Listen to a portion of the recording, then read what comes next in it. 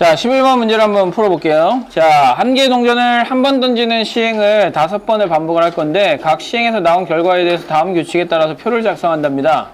자, 첫 번째 시행에서 앞면이 나오면 세모를 하고요. 뒷면이 나오면 O를 표시합니다. 두 번째 시행부터는 일률적인 규칙이 적용이 되는 거고 첫 번째 시행만 조금 다른 규칙이 적용이 되는 거라고 생각을 하시면 되는 거니까 첫 번째가 얼마일 때와 두 번째가 얼마일 때로 이제 좀 나누어서 생각을 좀 하시면 될 것 같고요.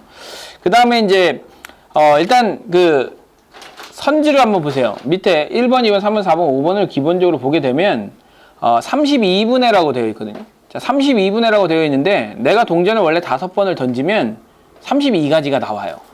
그렇죠? 32가지가 나오고 여기처럼 어떤 일률적인 규칙이 나오지 않을 때는 제일 좋은 것은 선생님이 그 경우의 수 처음 할 때 어떤 일률적인 패턴이 있는 경우에는 순열을 쓰던 조합을 쓰던 뭐 여러 가지 그 것들을 사용할 수 있어요. 근데 그런 일률적인 패턴이 보이지 않는 경우에는 원초적으로 돌아가야 된다 그랬어요. 가장 기본적인 수용도를 가지고 문제를 해결하는 게 맞는 거예요. 그래서 여기처럼 첫 번째 시행과 두 번째 시행부터 문제가 달라지는 이런 규칙이 달라지는 형태의 문제 같은 경우는 여러분들이 생각을 할 때 기본적으로 이거는 그냥 단순한 순열이다, 단순한 조합이다 라는 것보다는 얘는 한번 나열을 해봐야 되겠구나, 그래서 규칙을 찾아봐야 되겠구나 라고 생각을 해주시는 게 옳아요. 그러니까 여러분들이 문제를 이제 접근을 할 때 이게 굉장히 좀 어려웠던 문제예요. 이게 주관식이 아님에도 불구하고 여러분들이 그 시중에 나오는 기출문제집을 보다 보면 정답률 몇 %가 나오거든요. 근데 주관식은 정답률이 10%보다 작은 것들이 많아요. 특히 작년 문과 30번 같은 문제는 4%였어요. 정답률이. 거의 맞춘 학생이 거의 없다는 얘기죠. 그래서 답도 좀 특이한 답이었고. 그래서 그렇기 때문에 이제 주관식 같은 경우는 정답률을 딱 보고 이건 어려운 문제다라고 생각을 하게 되지만 객관식 같은 경우는 기본적으로 30%가 무조건 넘어가잖아요. 왜죠? 찍어도 25% 나오니까. 그래서 찍어도 20% 나오기 때문에 아무리 어려운 문제가 됐던 간에 일단 답을 보고 생각할 수 있는 부분이 있어요. 그렇기 때문에 아무리 어려운 문제더라도 기본적으로 38%에서 45% 사이는 돼요. 그러니까 여러분들이 객관식 문제를 딱 봤는데 이 문제 정답률이 40%야. 그러면 실제로는 주관식 문제에서의 7%나 8%에 해당되는 정도의 문제라고 생각을 하셔야 돼요. 그러니까 여러분들은 문제를 볼 때 주관식 문제 딱 봤는데 이거는 5%야. 진짜 어려운 문제인가 보다 라고 생각을 하지만 객관식 문제 딱 보고 야 이거 45%인데? 40%인데? 쉬운 문제네 라고 생각을 하는 경향이 있어요. 근데 그렇게 생각하시면 안 되고 객관식에도 40% 문제는 굉장히 좀 난이도를 요하는 문제예요. 단 힌트가 있기 때문에 1, 2, 3, 4, 5번에 힌트가 있기 때문에 조금 찾아가기 쉬운 수월한 그 면은 있어요. 근데 이거를 주관식으로 바꿔놨을 때는 굉장히 좀 어려운 문제가 될 수 있다라는 생각을 먼저 좀 해주시면 될 것 같고, 그래서 이제 선생님이 얘기했던 대로 일률적인 어떤 규칙을 가지고 어떤 패턴에 딱 들어맞는 형태가 되면 순열이나 조합이나 분할이나 뭐 분배나 이런 것들을 사용해서 문제를 풀겠지만 그렇지 않기 때문에 수용도를 그리는 게 맞는 것이다라고 생각하고, 혹시나 이게 맞을까라는 고민이 들더라도 해보셔야 돼요. 해보시고 이걸 통해서 어떠한 규칙이 있구나, 그러니까 이 규칙대로 가면 순열을 쓰면 되겠구나, 조합을 쓰면 되겠구나 라는 식으로 여러분들이 접근을 해 나가시면 된다는 거죠. 그래서 기본적으로 이제 수용도를 이용을 한번 해봐야 되는 거니까 첫 번째 시행에서 앞면이 나오는 경우와 그 다음에 뒷면이 나오는 경우를 우리가 이제 한번 생각해 봐야 될 것 같아요. 그래서 첫 번째 시행에서 만약에 앞면이 나왔다 그러면 앞면이 나왔을 때는 세모를 표시를 할 거고요. 그 다음에 이제 뒷면이 나왔다 그러면 뒷면이 나왔다 그러면 동그라미를 표시를 할 거다, 이렇게 이제 생각을 해주시고, 그 다음에 이제 두 번째 시행부터는 뒷면이 나오면 동그라미를 표시를 하고요. 앞면이 나왔을 때 이전 시행의 결과가 앞면이면 동그라미를 표시하고 뒷면이면 세모를 표시한다 그랬잖아요. 뒷면이면 그냥 동그라미를 표시하는 거예요. 즉 여기서 자, 앞면이 나왔을 때와 뒷면이 나왔을 때를 고민을 해봐야 되는데, 뒷면이 나오면 그냥 다 뭘 쓰는 거야? 동그라미를 쓰는 거예요. 얘는 이제 고민을 해봐야 되는 거고. 그 다음에 이제 이 고민을 해봐야 되는 것 뒤에는 마찬가지로, 뒤에는 무조건 동그라미를 쓰시면 돼요. 여기도 마찬가지죠. 그냥 동그라미를 갖다 쓰시면 돼요, 여기. 뒷면이 나오는 경우니까. 됐죠? 자, 그 다음에 이제 마찬가지로 얘도 전부 다 땡그라미 땡그라미를 이렇게 쓰시면 된다고요. 그죠? 자, 이렇게 이제 시행을 했을 때 한 번 더 합시다, 그냥. 자, 이렇게. 어차피 16개밖에 안 되니까. 자, 이렇게 수영도를 그려봤을 때, 자, 여기는 그냥 다 동그라미가 들어갈 것이다. 라고 이제 생각을 해주시는 거죠. 자, 그런 다음에 이제, 앞면이 나왔을 때는 이전 시행의 결과가 앞면이면, 그러니까 조금 여러분들이 이 문제를 보면서 얘를 또 할 때 이거 읽고, 앞면이면 이거고 뒷면이면 이거다. 이렇게 해야 되는데, 조금 요거를, 형상화를 시키세요.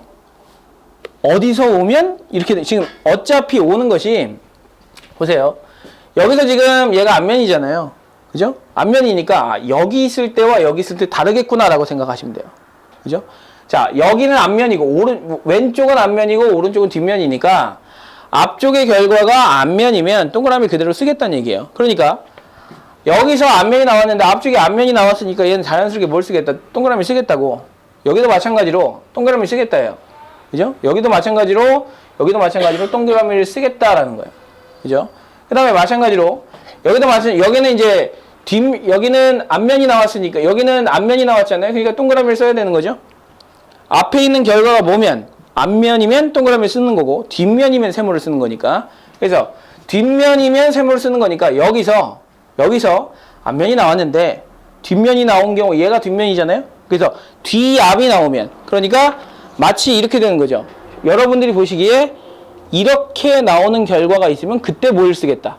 세모를 쓰겠다라고 생각을 해주시는 거야. 그죠? 여러분들이 보시기에 이렇게 나오는 결과가 나오면 그때는 뭘 쓴다? 세모를 쓴다라고 생각하는 거라고. 그래서 이렇게 나왔잖아요. 이때 뭘 쓰라고? 세모를 쓰라고. 그죠? 자, 이렇게 나오면. 그래서 만약에 이제 이 결과에서도 마찬가지. 얘는 어떻게 나왔어요? 이렇게 나왔죠? 이렇게 나왔으니까 세모를 쓰는 거야. 얘는 이렇게 나왔잖아요. 그러면 이제 동그라미 쓰는 거고. 그 다음에 이렇게 나오면 뭘 쓰는 거야? 세모를 쓰는 거죠. 이렇게. 그러니까 조금 더 빠르게 그릴 수 있는 능력이 좀 필요한데 그거를 이 문제를 풀어나가는 과정 안에서 나만의 어떤 이 구분할 수 있는 방법을 생각을 좀 해주셔야 돼요. 그래서 여기도 마찬가지. 이렇게 왔으니까 세모를 쓸 거고 그 다음에 여기는 그냥 왔으니까 동그라미 쓸 거고 이렇게 왔으니까 세모를 쓸 거고 이렇게 왔으니까 동그라미 쓸 거고 이렇게 왔으니까 세모를 쓸 거예요. 동그라미 쓸 거고 세모를 이렇게 쓸 거죠. 자, 이렇게 이제 쓰신 다음에 그리고 나서 자, P2가 될 확률을 구하라고 그랬잖아요. 자, P가 2가 된다라는 얘기는 세모가 2개가 된다는 얘기니까 세모가 2개가 나오는 경우를 한번 생각해 보시면 되겠네요. 여러분, 세모가 2개 나오는 경우를 한번 생각해 봅시다. 자, 세모가 2개 나오는 경우는 여기 하나 있어요.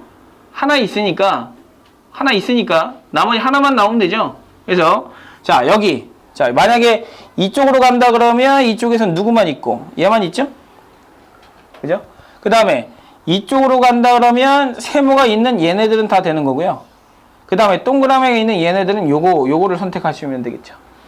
그 다음에 이제 이쪽으로 오게 되면 세모가 2개 다 나왔으니까 다시는 세모가 나오면 안 돼요. 세모가 나오면 안 되니까 세모가 없는 것들 얘가 가능한 거고 그 다음에 이쪽으로 내려오게 되면 세모가 아직 없어요. 세모가 있으니까 얘네들은 전부 다 가능한 거고 세모가 없는 쪽으로 내려왔으니까 이제 얘가 가능한 거죠. 이렇게. 그래서 이제 이렇게 하나하나 세 나가야 되는 형태의 문제예요. 그래서 하나, 둘, 셋, 넷, 다섯, 여섯, 일곱, 여덟, 아홉, 10개가 나옵니다. 됐죠? 자, 10개가 이렇게 나오게 되는데 자, 그리고 나서 이제 뒷면이 나왔을 때가 고민이 좀 돼야 돼요. 자, 왜 고민이 돼야 되냐면 뒷면이 나왔어요. 자, 뒷면이 나와서 이제 이렇게 그릴 거거든요. 자, 근데 뒷면이 나오고 다음에 앞면이 나오면 뭘 쓴다고? 세모를 쓴다고. 이렇게. 됐죠? 뒷면이 나오고 앞면이 나오면 세모를 써요. 그 다음에 뒷면이 나오고 그대로 뒷면이 나오면 자, 뒷면이 나오면 뭐가 나오는 거예요? 동그라미 표시하는 거죠? 그래서 오른쪽에는 무조건 동그라미를 이렇게 표시를 해야 돼요. 됐나요? 자, 그래 놓고 우리가 그려놓은 걸 가지고 또 한번 활용해 먹을 수 있지 않을까라는 생각을 하셔야 돼. 얘가 어디 있어요? 이 모양. 이 모양 어디 있어? 여기 있는 거 아니야? 여기 있잖아, 여기. 자, 여기 있으니까 그 다음 룰대로라면 얘가 그대로 유지가 될 거란 말이죠. 그러니까 여기서 D가 시작해서 이제 더 그려야 되니까 얘는 한 칸을 더 그려주셔야 되는 거 아닙니까? 그래서 여기서부터 시작해서 이 절반까지만 다시 한번 활용을 하셔가지고 여기서 이제 또 한번 세주시면 되는 거예요. 또 한번 세주시면 되는 거니까 여기서 또 한번 세주시고 그리고 나서 그것에 대한 개수를 세주시면 돼요. 그래서 내가 구해놓은 것을 이거를 32개를 다 해야 됩니까? 그게 아니고 해놓은 걸 최대한 이용해 먹을 수 있으면 최대한 이용을 하셔야 돼요. 그래서 이 문제를 풀어나가는데 이렇게 다 쓴다고 해도 사실은 한 7분? 7분이면 해결이 되죠? 네, 7분이면 해결이 되는데 7분 정도 써도 되는 문제였어요. 그러니까 자, 이렇게 생각을 하시면 되는데 선생님이 얘기하고 싶은 건 뭐냐면 일단 컨셉을 어떻게 잡고 가야 되느냐. 초반 컨셉이 제일 중요하거든요. 얘를 어떻게든 뭔가를 찾으려고 순열이냐 조합이냐 이런 걸 찾으려고 노력을 한다면 굉장히 문제는 힘들어져요. 근데 일단 끼껏해야 32개야. 끼껏해야 32개고 첫 번째와 두 번째 규칙이 달라. 그러면 규칙이 다르다라는 생각을 갖게 되면 자연스럽게 일률적인 어떤 규칙을 적용시킬 수 없으니 수용도가 조금 더 좋을 수 있겠다라는 컨셉을 잡고 가시라고요. 그러면 문제 풀기가 문제 접근하기가 쉬워진다라는 거죠. 그렇죠? 자, 그래서 이 문제는 이제 한참 헤매다가 들어가게 되면 10분 넘게 걸리는 문제가 되는 거고 컨셉을 잘 잡고 가면 빨리 풀면 5분 이내. 솔직히 이제 선생님이 이렇게 그려서 그렇지만 여러분들이 그리면 좀 더 빠르게 그릴 수 있잖아요. 그렇게 이제 그려가지고 해결을 하시면 되는 겁니다. 자, 그렇게 이제 정리를 해주시면 될 것 같고, 자, 책으로 다시 돌아갈게요.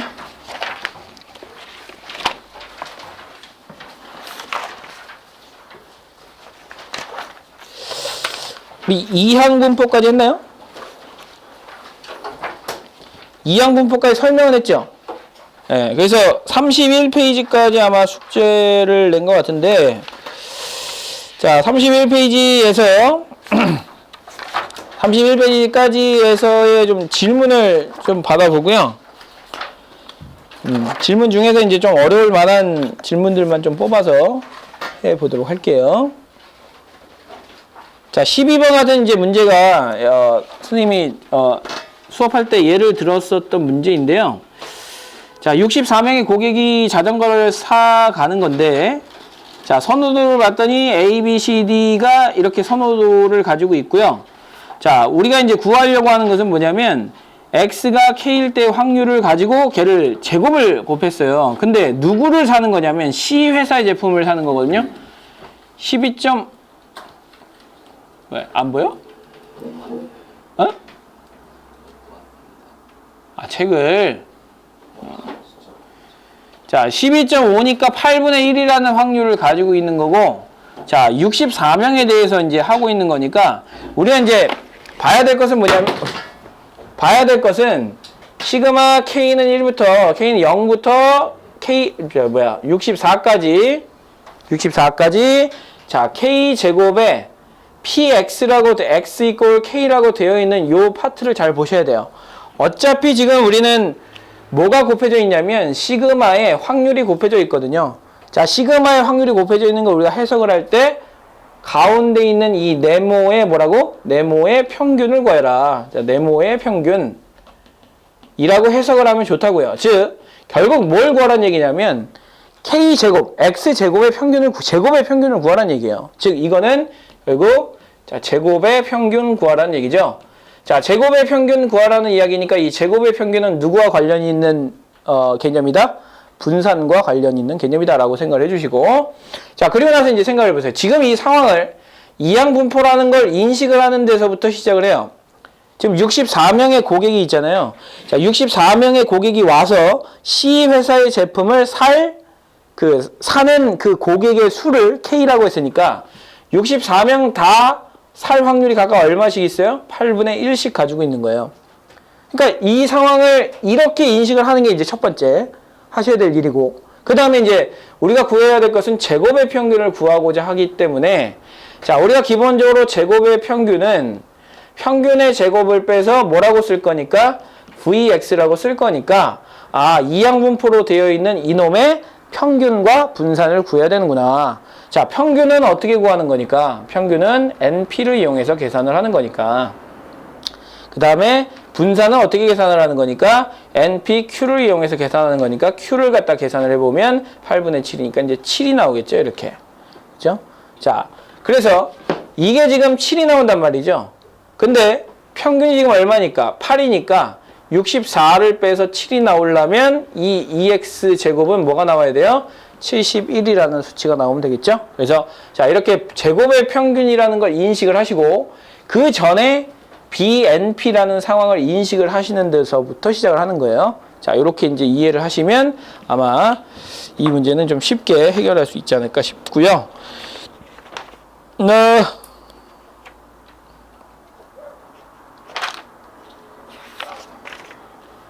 질문을 개가 짖고 있네요. 자, 질문을 일단 좀 받아볼게요. 자, 숙제한 것 중에서 질문을 받아볼 건데 어디서부터 시작을 해야 되냐면 5페이지부터 시작을 해야 되죠? 5페이지부터. 자, 5페이지부터 질문할 것들을 좀 체크를 좀 해주시면 좋을 것 같아요.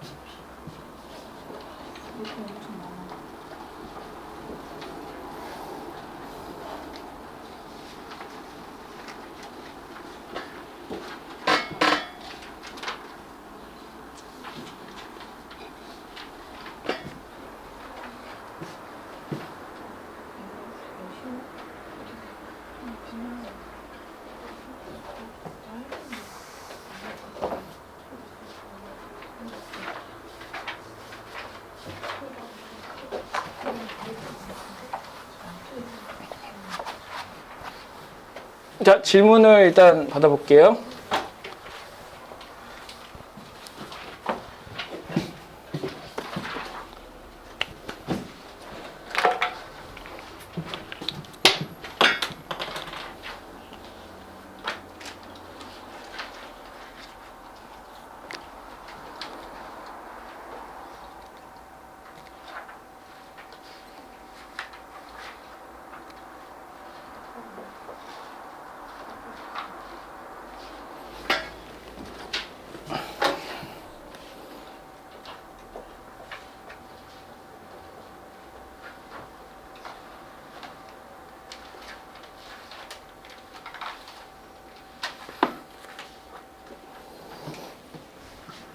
자, 311부터 질문을 받아봅니다. 311. 자, 필수 1차, 그 다음에 2차.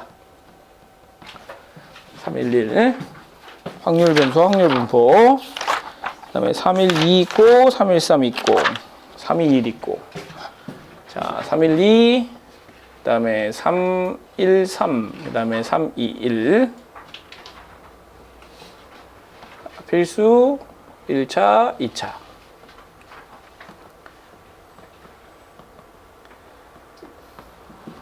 자, 한번 해보죠. 아, 필수반? 오케이. 질문이 없나 봐. 3일 8번 11번.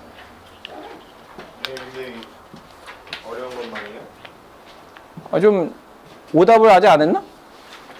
아니 했는데 일단 저 어렵다고 생각하는 것부터 하세요. 3일은 필수만이에요. 왜요?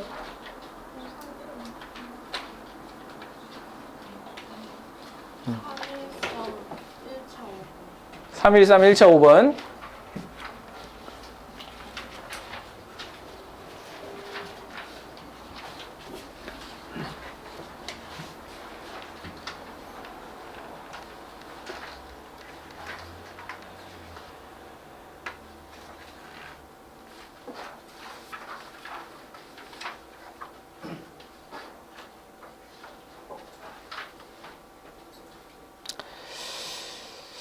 자, 그러면 이거부터 볼게요.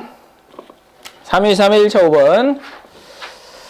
자, 10개 정사각형이 있을 때 이들 정사각형의 둘레 길이의 평균은 40이고 표준 편차는 4라고 되어 있을 때 넓이의 평균을 구하여라 라고 되어 있어요. 자, 그러면 기본적으로 이제 정사각형이 있는데 뭐 뭔진 몰라요. 이게 뭐 생긴 게 뭐 이렇게 생길 수도 있고, 여기를 x1, x2, 그 다음에 한 변의 길이를 x3, x4라고 하면 마지막은 이제 x10이라고 쓸 수 있겠죠? 자, 그런데 둘레 길이의 평균이 40이라고 했으니까 평균은 어떻게 구하죠? 자, 둘레 길이 평균이니까 이 둘레 길이는 4x1이고 4x2고 4x3 아닙니까? 결국 한 변의 길이를 만약에 xk라고 했으면 자, 둘레 길이는 뭐가 되는 거냐면 4xk가 되는 거예요. 그죠? 자, 요거의 평균을 구하라고 했으니까 이 4xk가 얼마가 된다? 40이 된다 이렇게 쓰시면 되는 거고요. 그럼 이 xk는 얼마가 된다? 10이 된다라고 쓸 수 있겠죠? 자, 평균의 성질에 의해서. 자, 근데 표준 편차가 지금 4라고 돼 있으니까 표준 편차는 어떻게 구하나요? 표준 편차. 둘레 길이의 분산을 구해야 돼요. 분산. 자, 분산을 구해야 되니까 분산은 어떻게 구하나요? 자, 이게 확률 변수지. 한 변의 길이가 확률 변수고 그거의 지금 평균이 얼마다? 10이다라고 나와 있잖아. 그죠? 그러면 분산을 구하셔야 돼요. 자, 분산은 제곱의 평균이에요. 자, 제곱의 평균이니까 이 xk의 제곱의 평균을 구해 주셔야 되죠. 그죠? 자, 근데 누구의 표준 편차냐면 둘레의 표준 편차란 말이에요. 자, 둘레의 표준 편차니까 사실은 원래 표를 그려보면 이렇게 그릴 수 있는 거예요. 자, 확률 변수가 x일 때 4x1, 그 다음에 4x2, 그 다음에 4x3, 땡땡땡땡땡, 자, 4x10에 해당되는, 자, 이 확률 변수 이 x의 평균이 지금 40이라고 나와 있으니까, 자, 이거의 분산을 구해주면, 자, 분산을 구하려면, 기본적으로 누구의 평균에서, 자, x제곱의 평균에서 방금 전에 구한 x 평균의 제곱을 이렇게 빼주셔야 되거든요. 자, 그럼 생각해 보세요. 자, x제곱의 평균을 구하고 싶은 거예요. 근데 그 x가 뭐냐면 요거란 말이에요. 요거 4xk란 말이야. 그걸 제곱을 하셔야 되겠죠. 그걸 제곱을 해야 되니까 뭐라고 쓰시면 돼요? 2의 16xk의 제곱이라고 쓰시면 되는 거고, 그 다음에 마찬가지로 이제 이 2x의 제곱인데 2x의 제곱은 2x가 지금 얼마라고 나와 있으니까 40이라고 나와 있으니까 얘가 마이너스 1600이 되는 거예요. 이렇게. 그죠? 자, 이렇게 되는 거고, 그 분산이 얼마라고 돼 있어요? 표준 편차가 4니까 얘는 16이 되겠죠, 이렇게. 그죠? 16. 예. 그러면 예의적으로 넘겨보시고, 자, 얘는 16으로 빠져나오게 되면 16의 2에 얼마가 돼요? xk의 전체 제곱이 되겠죠? 자, 그럼 얘 이쪽으로 넘겨보면 뭐가 돼요? 1616이 됩니다. 그죠? 자, 1616이 되니까 얘 나눠주시면 이 xk의 제곱은 얼마가 되는 거예요? 자, 이거 나눠주시면 101 이렇게 나오겠죠? 자, 101이 나오게 되는 거고, 결국 우리가 구하려고 하는 것들은 넓이의 평균이라고 그랬잖아요. 자, 넓이의 평균인데, 자, 넓이의 평균이라고 하는 것은 얘가 넓이가 얼마예요? x1의 제곱 아닙니까? 자, 그 다음에 x2의 제곱 아닙니까? 자, x10의 제곱 아닙니까? 결국 얘네들의 평균을 구하라는 거니까 이 xk의 제곱의 값을 구하면 되는 거기 때문에 우리는 뭐라고 대답하면 된다? 101이라고 대답을 해주면 된다. 그래서 조금 헷갈릴 수 있는 문제거든요. 자, 이 헷갈릴 수 있는 문제니까 헷갈릴 수 있는 문제를 이렇게 좀 생각하면 될 것 같고, 좀 너무 좀 추상적이에요 라고 얘기를 했다면 어차피 10개의 정사각형이 있고 둘레 길이를 구하라고 했으니까 내가 그 중에서 하나를 뽑는다. 그러면 확률이 얼마가 돼요? 전부 다 10분의 1이 되는 걸 확인할 수 있겠죠. 이렇게 해놓고 문제를 푸셔도 상관은 없습니다. 그렇게 이제 해주시고, 그 다음에 이제 321에 321 321에 필수의 8번하고 11번을 볼게요.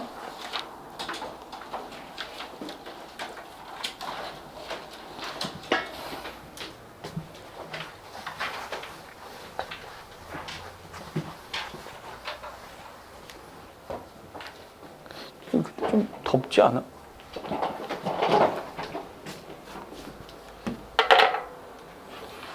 지혜, 덥지? 솔직히 말해봐. 조금?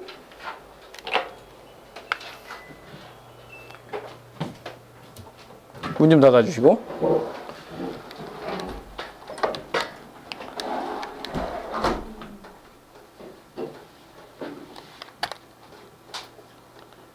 에어컨이 뭘까?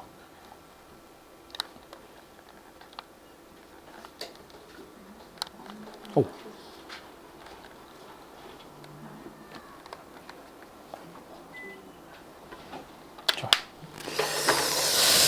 자, 8번을 한번 볼게요. 두 사람 A와 B가 각각 주사위를 한 개씩 동시에 던지는 시행을 하는데 이 시행에서 나온 두 주사위의 눈의 수가 차가 3보다 작으면 A가 1점을 얻고 그렇지 않으면 B가 1점을 얻는답니다. 자, 이와 같은 시행을 15회 반복할 때 A가 얻는 점수의 합의 기대값과 B가 얻는 점수의 합의 기대값의 차이를 물어봤는데 자, 그러면 이렇게 생각해 볼게요.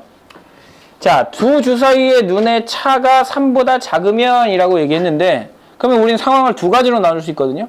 3보다 작거나 아니면 3보다 크거나 같거나 둘 중에 하나 아닙니까? 그죠? 자, 그렇기 때문에 자, A가 점수가 A가 이 사건을 A라고 합시다. 눈의 차가 3보다 작은 그 사건을 A라고 하게 되면 자, A라는 사건의 횟수에 따라서 A가 얻는 점수가 다르게 되겠죠. 이게 지금 A가 있으니까 사건을 뭐라고 할까요? 뭐라고 할까? P라고 하면 또 애매하니까 P라고 합시다. P라는 사건이 있다고 칩시다.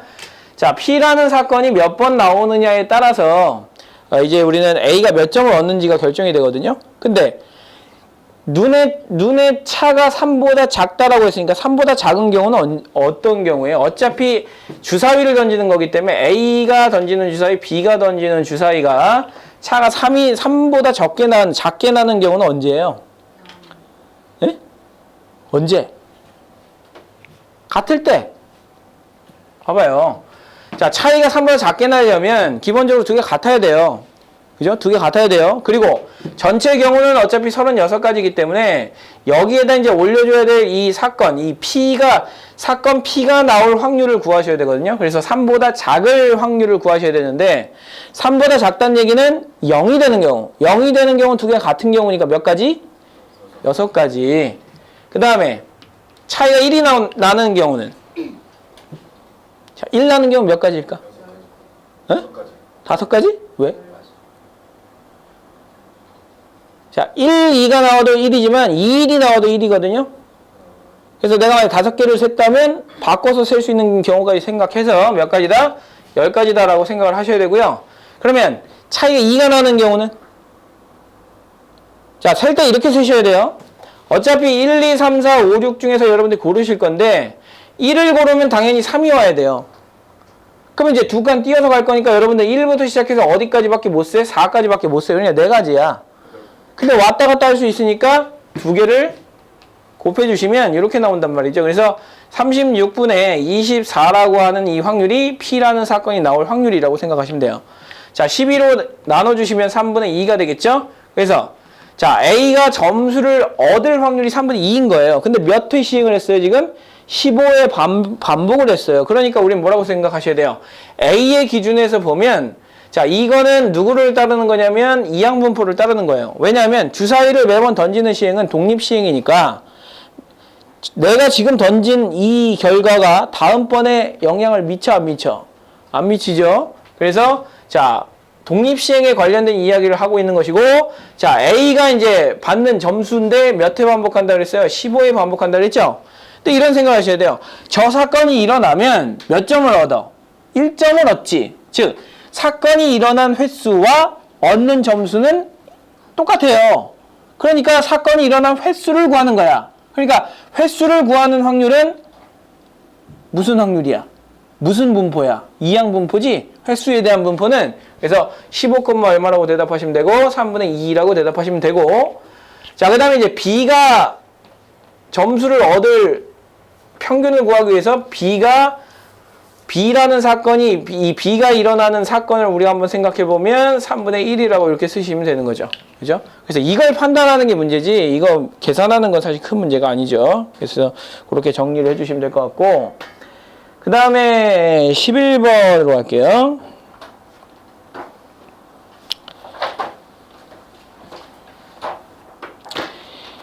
자, 11번은 이제 문제를 보시면, 어느 공장에서 생산되는 제품은 10개 중에서 1개 비율로 불량품이 있대요. 자, 이 제품을 포장하는 상자는 15개 중에서 1개 비율로 불량품이 있대요.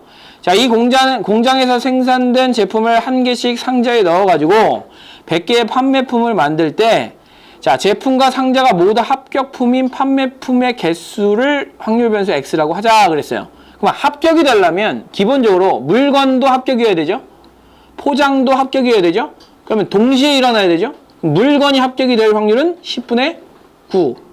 포장이 합격이 될 확률은 15분의 14. 두 개가 동시에 일어나야 되니까 10분의 9 곱하기 얼마? 15분의 14가 우리가 구하고자 하는 이 사건이 일어날 확률이라는 거죠. 그걸 P라고 하겠다는 얘기야. 이해되죠? 근데 이걸 몇 회로 반복하는 거예요? 100개의 판매품을 만든다 그랬으니까 10,P라고 쓰시면 되고, 이 P만 계산하시면 되겠죠? 얼마예요? 5고 3이니까 얼마입니까 이거? 5고 25분의 21 되나요 이렇게? 그래서 이 P가 25분의 21이 된다 이렇게. 됐죠? 네. 자, 25분의 21인데, 자, 이거의 표준 편차의 값을 구하라고 했으니까, 자, Q만 구하시면 되겠죠? 25분의 4가 우리가 생각하는 NPQ에 해당되는 값이니까 3개 다 곱한 다음에 루트를 씌워주시면 우리가 원하는 표준 편차의 값을 구할 수 있다. 이렇게 생각하시면 될 것 같아요. 자, 이렇게 해서 이제 이항분포까지가 어느 정도 정리가 됐는데, 사실 많이 한 학생도 있고, 뭐 거의 처음 하는 학생도 있고 하기 때문에 조금 차이가 날 수는 있어요. 그래서 조금 처음 한다고 생각이 드는 학생들 있죠? 했는데도 불구하고 마치 처음 보는 것과 같은 그런 느낌이 드는 학생들은 선생님한테 최대한 질문을 좀 많이 해 주시고 안 되는 부분을 좀 채워 나가셔야 될 것 같아요.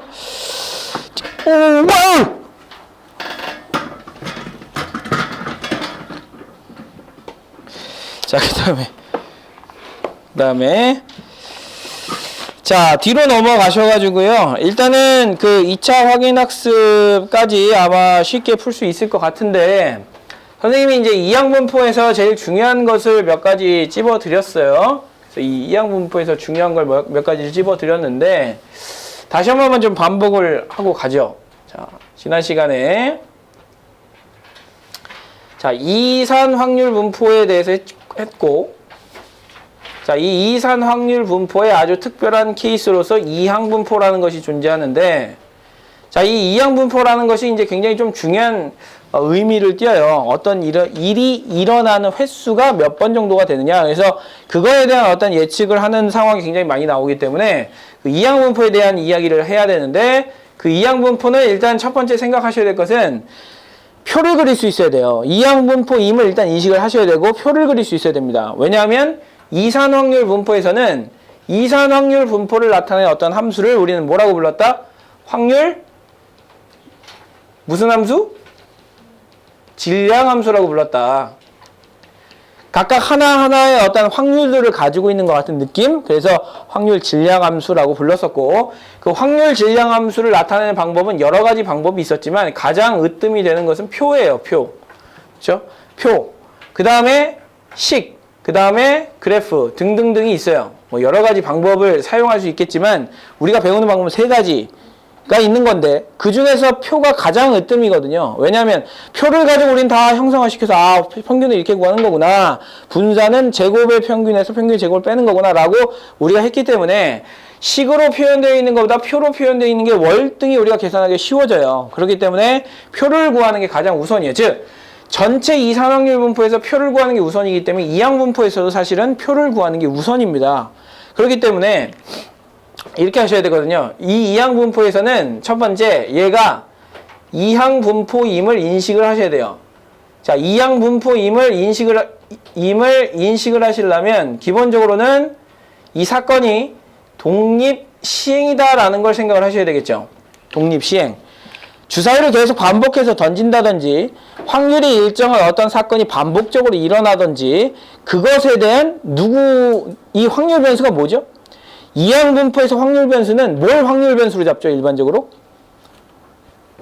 그 사건이 일어나는 횟수. 그러니까 독립시행을 하는데 그것에 대한 횟수를 뭘로 잡으면 확률 변수로 잡으면 일반적으로 그것은 이항 분포다라고 생각을 해주셔야 되고 그러면 횟수뿐만이 아니라 그 횟수를 가지고 적절하게 연산한 것들 있죠. 횟수를 가지고 적절하게 연산할 수 있잖아요. 내가 만약에 3번 나왔는데 한 번 나올 때마다 야 150원씩 줄게 라고 얘기를 했어요. 그럼 3번 나오면 150을 곱해서 450원을 받을 거 아닙니까? 그렇게 연산되어 있는 것들 또는 제곱이 되어 있는 것들 그런 것들은 전부 다 뭐 할 수 있다? 계산할 수 있다고 보셔야 돼요. 왜? 우리가 기본적으로 이거를 표를 그리고 표를 그리고 세 번째는 표를 그려봤더니 결론이 뭐였냐면 평균 구하기 어렵더라요. 제곱의 평균은 더더욱 어렵더라. 그래서 어떻게 한다? 우리가 어떤 증명 과정을 통해서 평균 그 다음에 분산 그 다음에 표준 편차를 쉽게 구해보자 라는 게 이 표를 보고 느껴야 되는 점이고요. 자, 그리고 나서 이제 얘를 알고 있기 때문에 여기에 뭐를 결합하셔가지고 자, ax 플러스 b, 즉 변형된 어떤 변수의 평균 분산 표준 편차를 구하는 방법을 통해서 얘를 구하면 얘를 구할 수 있는 어떤 그 과정들을 여러분들이 인식을 하시면 되는데 문제는 이제 우리가 1차식이나 2차식까지는 가능해요. 근데 간혹 가다가 변형된 변수에 대한 평균을 줄 때 조금 어렵게 주는 경우가 있는데 그 어렵게 주는 경우가 뭐냐면 이거예요. 자, 내가 만약에 주사위를 던져요. 문제를 하나 낼게요. 자, 주사위를 하나 던져서 6의 약수. 자, 6의 약수의 눈이 나오는 사건을 A라고 하자. 내가 주사위를 90번 던졌다. 90번 주사위를 던질 때 자, 만약에 사건 A가 A의 횟수를 X라고 만약에 했으면 나는 어떻게 할 거냐면 3의 X제곱 1을 상금으로 받겠다. 그러니까 90번 중에 6의 약수가 만약에 3번이 나왔다. 그러면 나는 3의 세제곱만큼 돈을 받겠다라는 거예요. 27원을 받겠다는 거죠. 이해되죠? 내가 만약에 90번을 던졌는데 90번이 다 나왔다. 그러면 3의 90제곱 원을 내가 받겠다는 얘기예요. 알겠죠? 3의 90제곱 원. 3의 90제곱 원은 대략 얼마야? 3의 90, 김동현. 3의 90제곱 원은 대략 얼마야? 대략 얼마라고 하는 것은 대략 그거 한 10억 정도 될 것 같아요. 이렇게 얘기하는 게 대략이에요. 뒤에 있는 숫자는 빼더라도. 치파르크 뭘 이용해서 계산해야 되나? 3의 90제곱 원이 대략 얼마인지를 계산하고 싶어. 뭘 해야 되나? 예빈 뭘 해야 되나? 오마이갓. 그렇지. 원래 그렇게 소심한 학생 아니잖아. 자, 3의 90제곱 원을 내가 만약에 구해야 되는 상황에 2라고 한다면 사실 상형 로그와 또 결합이 될 수 있는 문제잖아요. 여러분들은 기본적으로 이제 이런 생각 하셔야 돼요. 미적분 원이 여러분들 시험 범위가 아니잖아요, 이과는. 근데 미적분 원을 공부해야 돼, 안 해야 돼? 해야 돼요. 왜? 그냥 기본적으로 거기에다 추가적인 어떤 내용들을 결부시킬 거기 때문에 여기도 마찬가지거든요. 자, 이렇게 이제 하겠다 그러면 여기에 당연히 지수가 크면 당연히 로그가 결부가 될 수밖에 없어요. 그래서 내가 만약에 이거에 대한 값을 계산하고 싶다 그러면 로그 3 딱 줘놓고 자, 로그 3은 0.4771이다 라고 줘놓고 이거 가지고 계산할 거 아닙니까? 그래서 양쪽에 상형 로그, 여기다 상형 로그 붙여가지고 계산하는 것도 어느 정도 좀 생각을 해주셔야 되고 자, 이렇게 이제 받겠다는 겁니다. 그래서 이거에 자, 상금 3의 x제곱 1의 상금의 기대값을 한번 찾아보세요. 상금의 기대값. 자, 이게 문제입니다. 1분 시간 줄게. 1분? 2분 시간 줄게. 상금의 기대값을 찾아라.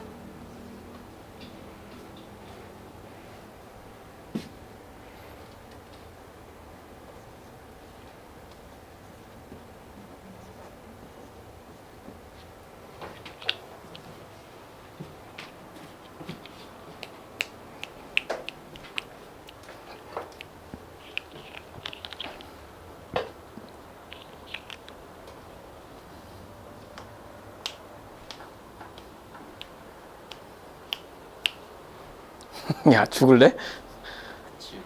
어? 아니.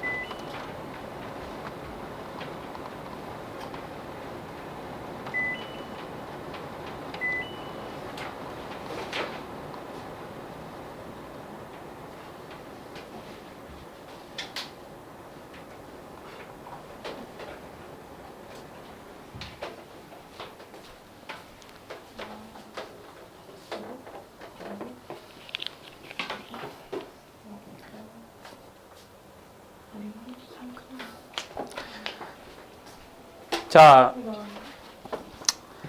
선생님이 강조하고 싶은 건 뭐냐면, 이 이항분포를 여러분이 꼭 생각할 때 대부분의 학생들은 요것만 생각을 해요. 그러니까 요거랑 요거까지는 어느 정도는 잘 생각을 해요. 그러면 우리가 사실 구할 수 있는 것은 몇 차식밖에 없냐면 1차식. 그러니까 변수가 변형이 되는데 내가 나온 횟수를 x번이라고 했다 그러면 뭐 100x를 구하라 그러면 이걸 통해서 구하라는 거예요. 1000x를 구해라 이걸 통해서 구하라는 얘기입니다. 근데 그게 아니라 이런 정도의 이제 상황이 나오면 이걸로 계산할 수가 없죠. 왜냐하면 우리가 계산하려고 하는 건 이건데 이거 알아서 어떻게 할 거냐고. 이거 알아봤자 얘를 구하기는 상황적으로 문제가 발생하거든요. 그래서 어떻게 생각을 해주셔야 되냐면 이항분포 자체도 무슨 분포 안에 들어가 있는 거냐면 이산확률 분포 안에 들어가 있는 것이고 이 이산확률 분포 안에 들어가 있다 보니까 당연히 표를 생각을 해놓고 시작을 하는 게 맞는 거예요. 그러니까 내가 만약에 이제 나오는 횟수가 뭐 0번부터 시작해서 90번까지 있을 거 아닙니까? 그래서 횟수를 얼마부터 쓸 거냐면 0부터 90번까지 이렇게 쓸 거란 말이죠. 그러면 변형된 변수라고 하는 것은 3의 x제곱을 우리가 이제 생각하는 거니까 3의 x제곱은 3의 0제곱, 3의 1제곱, 3의 2제곱 이렇게 쓸 거 아닙니까? 이렇게 3의 90제곱까지 이렇게 자 이렇게 이제 쓸 거고 자 이렇게 쓰신 다음에 여러분들이 이제 여기서 나오는 이 0번 나올 확률이 얼마야? 0번 나올 확률이 얼마죠? 90C 0의 3분의 2의 0의 3분의 1의 90제곱이 되겠죠? 이게 여기 들어가야 되는 확률이라고. 그 다음에 여기 들어가야 되는 확률은 90C 1의 3분의 2의 1제곱의 3분의 1의 89제곱이 돼야 된다고. 이런 식으로. 자, 그러면 이제 얘랑 얘를 곱해서 자, 만약에 여기 있는 요 놈을 3의 K제곱이라고 했다면 여기는 90CK에 3분의 2의 K제곱에 3분의 2의 3분의 1의 90 마이너스 K제곱이 나와야 되는 거 아닙니까? 이렇게. 즉, 얘랑 얘를 곱해서 어디서부터 시작해서 0에서부터 시작해서 90까지 더해줘야 되거든요. 그러면 식을 세우면 시그마 K는 0부터 90까지 더해줘야 되는 거고 뭘 더해줘야 되냐면 얘랑 얘 곱한 거. 자, 얘랑 얘를 곱하는데 자, K제곱이고 K제곱이 여기 있잖아요. 넣으세요. 넣으시면 얼마죠? 이거 넣을 수 있어요, 없어요? 같은 K제곱이니까. 안으로 집어넣을 수 있죠? 안으로 집어넣으면 3분의 2랑 3을 곱하는 거니까 얼마가 나와? 2가 나온단 말이야. 그러면 결국 90CK에 여기는 뭐가 되냐면 2의 K제곱이 되는 거고 얘는 3분의 1의 90-K제곱이 되는 거죠. 그러니까 결국 얘는 뭐 하라는 얘기냐면 얘 뭐 하라는 얘기냐? 이게 뭐 하라는 얘기야? 이게 뭐 주는 게 0을 한번 넣어보세요. 90C0에 2의 0제곱 3분의 1에 90-0제곱 90제곱 1을 집어넣으면 90C1에 2의 1제곱 3분의 1에 89제곱 그러면 90을 집어넣으면 90C 90에 2의 90제곱 3분의 1에 90-90제곱이니까 0제곱이 되겠죠? 그걸 다 더하라는 거야. 그 다 더한 게 결국 뭐죠? 2 플러스 3분의 1에 90제곱을 전개한 식과 동일한 거죠? 이걸 전개한 거란 말이에요, 이걸 전개하면, 잘 봐. 이걸 그냥 A라고 생각하고 B라고 생각해. A 더하기 B의 90제곱을 할 거란 말이야. 그럼 첫 번째 뭐 나와? 90C 0에 A의 0제곱, B의 90제곱 이렇게 나오겠지? 그 다음은 90C 1에 A의 1제곱, 그 다음에 B의 89제곱 나오겠지? 자, 요런 식으로 이제 계속해서 진행이 되는 거죠. 즉, 얘라고 쓸 수 있으니까 얘가 결국 의미하는 바는 뭐다? 이놈이다. 그러니까 3분의 얼마? 3분의 7에 얼마다? 90제곱이다. 이렇게 생각하시면 우리가 원하는 상금의 기대값을 구할 수 있다는 얘기예요. 상금의 기대값을. 그래서 이렇게 받을 수 있다. 자, 요 정도 받을 수 있다라고 기대값을 구할 수 있어요. 그래서 결론을 내립시다. 결론을. 자, 어떤 이항분포인 것 같아요. 이항분포인 상황에서 1차식이나 2차식은 MP, MPQ 사용하는 겁니다. 근데 그게 아닌 나머지 것들. 알겠죠? 그게 아닌 나머지 것들은 전부 다 뭐 이용하는 거냐면 표를 직접 그려서 조금 더 기본적인 문제로 여러분이 접근을 하셔야 돼요.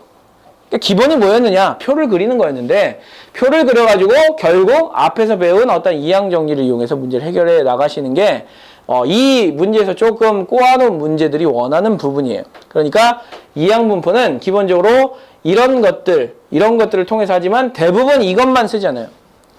이것만 쓰는데 이것만 써서 장땡이 아니고 사실은 그거 하나하나의 확률도 전부 다 계산할 수 있어야 된다. 그게 선생님이 하고자 하는 이항분포에서의 마지막 이야기라고 생각하시면 될 것 같아요. 그래서 만약에 이제 38번 문제를 풀고 싶다 그러면 자, X제곱의 평균이잖아요. 38페이지에 9번이에요. 자, 38페이지에 9번이나 38페이지에 7번 같은 문제는 변수가 변형이 되는데 결국 다 몇 차식으로 변형이 됐어요? 2차식이에요. 2차식 아니면 1차식이야. 2차식과 1차식은 우리가 뭘 이용해서 계산한다? MP, MPQ를 이용해서 계산한다가 핵심이고 그게 아닌 것들, 그게 아니게 나오는 것들을 우리가 직접 이렇게 식을 쓴다라고 생각해 주시면 됩니다. 알겠죠? 네, 그렇게 정리하시고 넘어갈게요. 자, 넘어가면 이제 40페이지에 연속 확률 분포가 나와요. 자, 연속 확률 분포. 지금 우리가 배우고 있는 이 확률 분포가 이산 확률 분포였으니까, 자, 세상에는 이렇게 하나하나 끊어서 볼 수 있는 것들이 있는 반면에, 끊을 수 없는 것들이 있어요. 연속적으로 존재하는 어떤 수치들이 있기 때문에, 그런 연속적으로 존재하는 어떤 수치들이 어떻게 분포가 되고 있는지. 예를 들면, 우리의 우리나라 남성의 평균 키가 어떻게 분포가 되어 있는지는, 키는 재려고 마음 먹으면 계속 무한히 잴 수 있거든요. 그러니까 결국 무한소수가 되는 거고 순환할지 모르는 무한소수가 되기 때문에 모든 실수값을 갖습니다. 그래서 기본적으로 연속 확률 변수에 대한 그 분포를 따지는 것을 우리는 뭐라고 얘기하냐면 연속 확률 분포라고 부르는 거예요. 연속 확률 분포라고 부르는 거고 그 연속 확률 분포를 나타내는 말이 자, 여기가 이산이 아니라 연속으로 이제 바뀌게 되면 자, 그 중에서는 이제 이 확률을 하나하나, 뭔가 질량은 하나하나 잰다는 느낌이죠.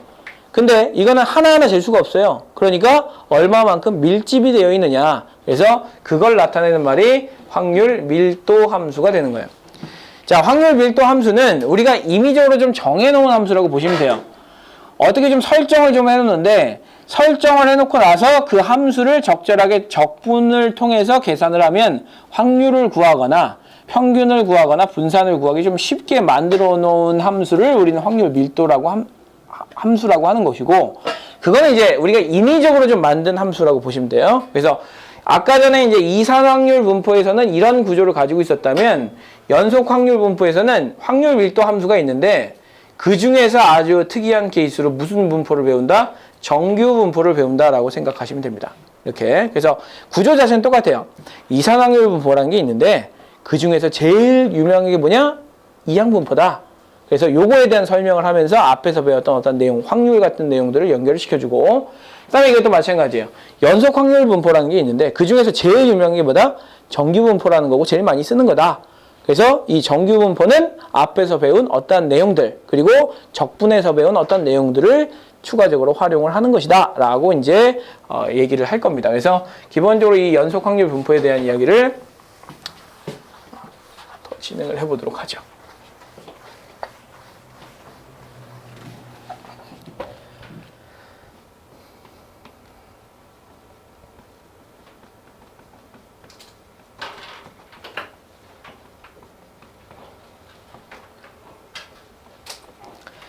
자, 기본적으로 이제 이 연속 확률 분포를 정의를 해야 되는 건데, 자, 정의는 이제 똑같아요. 이산 확률 분포라고 하는 거는 어떠한 값이 가지는, 어떠한 변수 값이 가지는 확률이 하나하나 대응되어 있는 함수를 이산 확률 분포, 확률 질량 함수라고 부르는 것이고, 자, 이런 생각 한번 해볼까요? 지금 우리나라 남자 중에 키가 정확하게 170인 학생은 몇 명이나 있을까요? 응? 정확하게 170이다. 김동현. 네. 미안해. 자, 정확하게. 미안해. 자, 키가 정확하게 170이 되는 학생은 존재하지 않아요. 실제 값을 따지면. 그래서 키라고 하는 것은 사실은 계속해서 그 단위를 점점 낮춰가면서 재다 보면 170.0, 170.0, 170.0.000000001이 되더라도 170은 아니거든요. 그래서 실제로 이제 확률 질량 함수에 해당되는 어떤 그 변수들은 그 하나의 값이 가지는 정확하게 하나의 확률들이 존재하지만 얘는 정확하게 하나의 값이 가지는 하나의 확률이라는 건 존재하지 않아요. 그래서 우리나라 사람 중에서 한 명을 뽑았을 때 그 키가 170일 확률을 엄밀하게 한번 얘기해봐라 그러면 확률은 없다예요. 제로예요. 확률은 제로다 라고 얘기를 해주셔야 되고, 그럼 그 확률을 만들어 주려면 우리가 일반적으로 범위를 설정을 하죠. 키가 170에서 171 사이에 있는 사람들은 확률이 얼만큼 될 것이냐 설정을 하게 되면 그때는 이제 확률을 얘기할 수 있어요. 자, 그렇기 때문에 기본적으로 이 정의를 한번 따져보면, 자, 확률 변수 x가, 자, 딱딱 떨어져 있는 이산적 별량을 가지고 있는 게 아니라 연속적 별량을 가질 때의 확률 분포를 이산 확률 분포라고, 연속 확률 분포라고 얘기하시면 돼요. 그래서 연속 확률 분포는 그냥 연속적인 별량에 대해서 우리가 그 확률을 얘기하고 싶은 건데, 자, 문제는 뭐냐면 하나의 확률은 못 구한다는 거죠. 자, 하나의 확률은 못 구한다는 거예요. 예를 들면 내가 이 바닥에 뭔가 바늘을 하나 이렇게 딱 꽂을 거예요. 그럼 이 바늘을 꽂았을 때 정확히 요 점에 꽂힐 확률은 하고 물어본다면 거의 제로에 가깝다라고 얘기를 할 수 있는 것처럼 하나의 확률은 가지고 있지 않아요. 근데 누구에 대한 확률은 가지고 있냐면 구간에 대한 확률은 가지고 있는 것을 연속 확률 분포라고 얘기를 해요. 그래서 이 구간에 대한 확률을 이제 계산해야 된다. 그래서 특징을 살펴볼 건데, 자, 특징을 하기 전에 일단 확률 밀도 함수라는 걸 정의를 해야 돼요. 자, 확률 밀도 함수는 자, 몇 가지 이제 조건이 있어요. 첫 번째 조건은 뭐냐면 이 x축과 이 확률 밀도 함수의 그래프가 가지는 총 면적, 그러니까 구간 A, B에서 정의된 자, 확률 밀도 함수. 자, 확률 밀도 함수. 자, fx가 있다면 자, fx에 대해 자, 첫 번째는 A에서부터 B까지 fx, dx를 하면 즉 x축과 둘러싸인 부분의 넓이가 항상 얼마가 되도록 1이 될 수 있도록 자, 항상 1이 될 수 있도록 만들어 주시는 거죠. 자, 확률의 합이 1이 되는 것처럼 확률의 합이 1이 되는 것처럼 넓이를 1이 되게 만들어 주시고 자, 두 번째는 내가 만약에 확률을 구하고 싶다. P에서부터 시작해서 자, Q까지의 확률을 내가 구하고 싶다면 그 확률을 구할 때 자연스럽게 뭘 이용할 수 있도록 자, 이 fx, dx 즉 넓이가 뭐가 될 수 있도록 확률이 될 수 있도록 자, 넓이가 확률이 될 수 있도록 만들어 놓은 함수를 이제 확률 밀도 함수라고 부르는 것이고 자, 이렇게 하다 보니까 정적분으로 정의를 하다 보니까 이 함수가 아래쪽, x축보다 아래쪽에 가 있으면 문제가 생겨요. 음수가 나오니까. 확률은 음수가 나올 수가 없으니까. 그래서 자, 세 번째는 fx 자체가 항상 0보다 크거나 같은 영역에서 정의가 되어야지만 확률 밀도 함수의 역할을 합니다. 그러면 질문 하나 하죠. 그럼 확률 밀도 함수의 특정한 값이 300이라는 값을 가져도 되나요? 자, 특정한 어떤 값이 300이라는 값을 가져도 되나요? 가져도 되죠? 왜냐하면 함수 자체는 뭐만 유지하면 되니까 넓이가 1이다라는 걸 유지를 하면 돼요. 자, 무슨 얘기냐면 어떤 함수가 이 함수 값이 300이에요. 그런데 나머지는 거의 존재하지 않고 이렇게 존재해서 이 넓이가 항상 얼마가 되면 넓이가 1이 되기만 하면 확률 밀도 함수의 정의에 맞기 때문에 확률 밀도 함수로 쓸 거예요. 단, 자, 저렇게 이제 그려지면 자, 여기서부터 여기까지의 이 값이 등장할 확률을 구하라 그러면 이거의 넓이를 그냥 뭘로 받아들이겠다? 확률로 받아들이겠다라는 것이 자, 확률 밀도 함수를 정의하는 이유라고 보시면 됩니다. 자, 확률 밀도 함수를 정의하는 이유는 아까 전에 얘기했어요. 연속적인 별량을 가지고 있을 때 그걸 표현하는 방법이 굉장히 좀 애매하거든요. 하나하나 다 나타낼 수 없으니까. 그래서 그걸 어떻게 보면 조금 더 식으로 계산할 수 있게 만들어주는 것을 이제 확률 밀도 함수라고 부르면 됩니다. 그래서 이 확률 밀도 함수를 정의를 했고, 이 확률 밀도 함수의 그 특징들을 한번 살펴봤는데, 원래는 이제 이 전 과정에 확률 밀도 함수로 정의가 되어 있는 어떤 그 함수의 평균, 그 다음에 분산, 그 다음에 표준 편차도 구했어요. 정적분의 정의를 이용해서 구했었는데, 그 과정이 빠졌어요. 그렇기 때문에 연속 확률 변수로 주어져 있는 이 식에 대해서 평균, 분산, 표준 편차를 구할 필요는 없어요.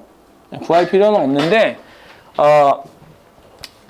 학교 시험에는 또 어떻게 될지 몰라서 그냥 간단하게만 좀 알려드리고 넘어갈게요. 자, 이거는 이제 교과 과정 외에 자, 절대 수능에는 안 나올 거니까 학교 시험 준비할 때만 여러분이 좀 생각하시면 될 것 같고, 학교 선생님이 만약에 알려준 부분이라면 학교 선생님이 알려준 대로 그대로 이제 생각하시면 됩니다.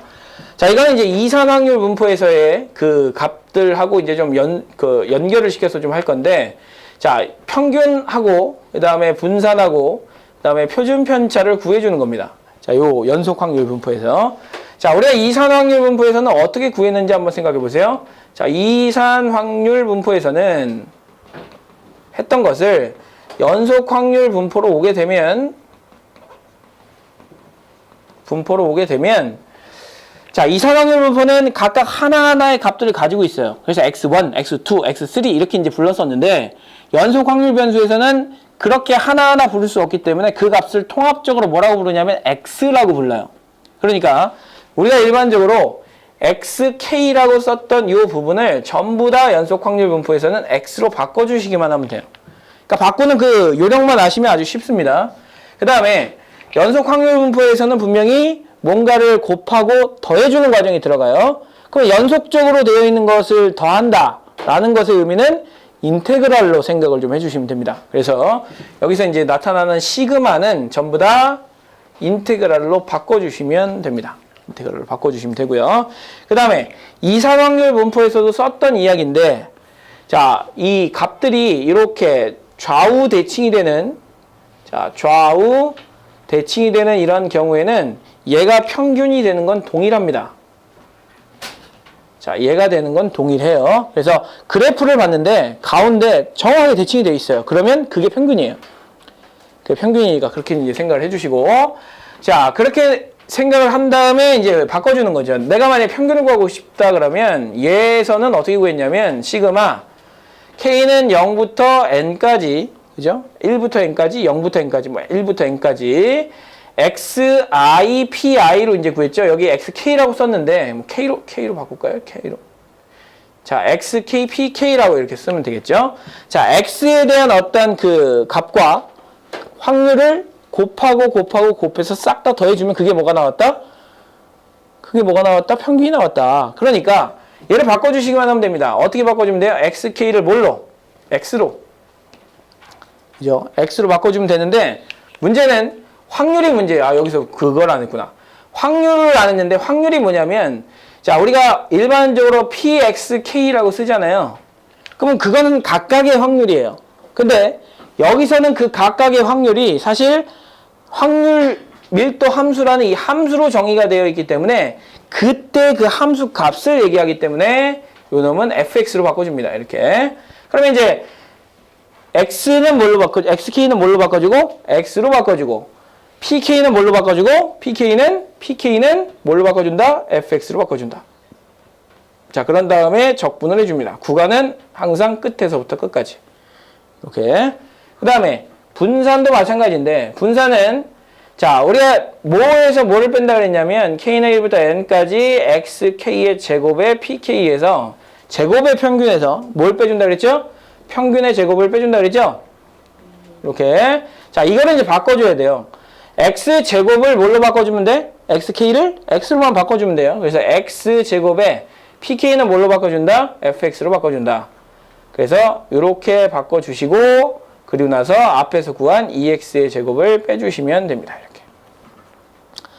자, 이렇게만 이제 생각을 해주시면 돼요. 이건 학교 시험에 나올 수 있어서 이제 대비를 해주는 것이고, 그냥 일반적으로 수능 특강을 만약에 그 시험 범위로 하고 있는 학교는 절대 내진 않을 거예요. 근데 간혹 가다가 그 옛 추억이 아주 가득하신 선생님들이 계시거든요. 그러면 이렇게 낼 수도 있으니, 자, 일단 이렇게 이제 생각하시면 되고, 자, 여기서 표준 편차는 어차피 루트 분산하면 되는 거니까 같은 방법으로 해주시면 됩니다. 그래서, 자, 일단 이 연속 확률 분포에서의 평균 분산 표준 편차를 구하는 방법을 생각을 해봤고, 자, 이거는 이제 절대 모의고사나 이런 데서 나오지 않습니다.